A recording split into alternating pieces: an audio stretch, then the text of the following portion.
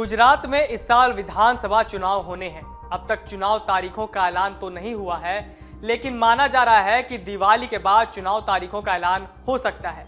चुनाव तारीखों के ऐलान से पहले ही प्रधानमंत्री नरेंद्र मोदी ने अपनी स्पीड भी बढ़ा दी है। गुजरात में अब तक चुनाव तारीखों का ऐलान नहीं हुआ, लेकिन बीजेपी ने यहां दांव लगाना शुरू कर दिया है। प्रधानमंत्री नरेंद्र मोदी 3 महीने में 3 बार गुजरात का दौरा कर चुके हैं। मेट्रो, वंदे भारत ट्रेन और अस्पताल से लेकर हजारों करोड़ के प्रोजेक्ट का उद्घाटन कर चुके हैं। आज से फिर पीएम मोदी 2 दिन के लिए गुजरात में रहेंगे। प्रधानमंत्री नरेंद्र मोदी 3 महीनों में 3 बार गुजरात का दौरा कर चुके हैं। पहली बार 27-28 अगस्त को, दूसरी बार 29 से 30 सितंबर को और तीसरी बार 9 से 11 अक्टूबर को। पहले दौरे में प्रधानमंत्री ने 4000 करोड़ रुपए से ज्यादा के प्रोजेक्ट्स का शिलान्यास और लोकार्पण किया।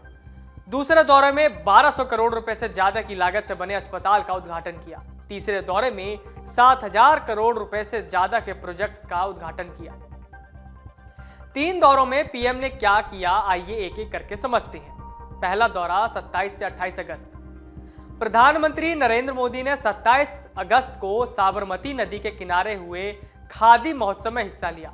दूसरे दिन उन्होंने भुज में 4400 करोड़ रुपए की लागत वाले प्रोजेक्ट्स का उद्घाटन और शिलान्यास किया। साथ ही स्मृति वन स्मारक का भी उद्घाटन किया। भुज में जिन परियोजनाओं का उद्घाटन हुआ, उनमें सरदार सरोवर योजना की कच्छ शाखा नहर भी शामिल थी। इस नहर की कुल लंबाई 357 किलोमीटर है। कच्छ जिले के सभी 948 गांवों और 10 कस्बों में पीने का पानी उपलब्ध कराने में मदद मिलेगी। दूसरा दौरा 29 से 30 सितंबर। 29 सितंबर को पीएम मोदी ने अहमदाबाद में नवरात्रि फेस्टिवल में हिस्सा लिया। इसी दिन भावनगर में 5200 करोड़ और सूरत में 3400 करोड़ रुपए की परियोजनाओं का शिलान्यास और उद्घाटन किया। दूसरे दिन उन्होंने अंबाजी में 7200 करोड़ रुपए से ज्यादा की परियोजनाओं का उद्घाटन किया। उन्होंने पीएम आवास योजना के तहत बनाए गए 45,000 से ज्यादा घरों को भी समर्पित किया। इसके अलावा अहमदाबाद मेट्रो के पहले फेज का भी उद्घाटन किया। पहले चरण की लागत 12,900 करोड़ रुपए है। साथ ही तीसरी वंदे भारत एक्सप्रेस ट्रेन भी सौंपी। ये ट्रेन अहमदाबाद से मुंबई तक चलेगी। वंदे भारत एक्सप्रेस ट्रेन से अहमदाबाद से मुंबई तक की यात्रा 5.5 घंटे में हो जाएगी। तीसरा दौरा 9 से 11 अक्टूबर। प्रधानमंत्री नरेंद्र मोदी ने 3 दिन के इस दौरे में 15,000 करोड़ रुपए से ज्यादा प्रोजेक्ट्स का उद्घाटन और शिलान्यास किया। पहले दिन मोढेरा में पीएम मोदी ने सूर्य मंदिर में पूजा अर्चना भी की। मोढेरा में पीएम मोदी ने 3900 करोड़ रुपए से ज्यादा के प्रोजेक्ट्स का शिलान्यास और लोकार्पण किया। दूसरे दिन उन्होंने जामनगर में 1450 करोड़ रुपए के कई प्रोजेक्ट्स की आधारशिला रखी। ये प्रोजेक्ट सिंचाई, बिजली, जलापूर्ति और शहरी बुनियादी ढांचे से जुड़े थे। इस दिन उन्होंने भरूच के आमोद में 8000 करोड़ रुपए से ज्यादा के प्रोजेक्ट्स का लोकार्पण और शिलान्यास किया। इसी दिन जरूरतमंद छात्रों के लिए अहमदाबाद में मोदी शैक्षणिक संकुल के पहले चरण का उद्घाटन किया। तीसरे दिन यानी 11 अक्टूबर को पीएम मोदी ने अहमदाबाद के असरवा में स्थित सिविल अस्पताल में लगभग 1275 करोड़ रुपए की लागत वाली हेल्थ केयर फैसिलिटीज प्रोजेक्ट का शिलान्यास और लोकार्पण किया।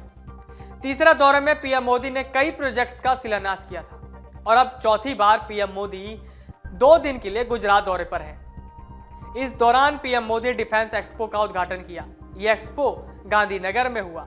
अपने 2 दिन के दौरे में पीएम मोदी गांधीनगर, जूनागढ़, राजकोट, केवड़िया और व्यारा में रहेंगे। गांधीनगर में डिफेंस एक्सपो का उद्घाटन करने के अलावा अडालज के त्रिमंदिर में मिशन स्कूल ऑफ एक्सीलेंस का भी उद्घाटन किया। इसकी लागत 4260 करोड़ रुपए है। जूनागढ़ में 3580 करोड़ रुपए, राजकोट में 5860 करोड़ रुपए और व्यारा में 1970 करोड़ रुपए से ज्यादा की परियोजनाओं का उद्घाटन और शिलान्यास किया।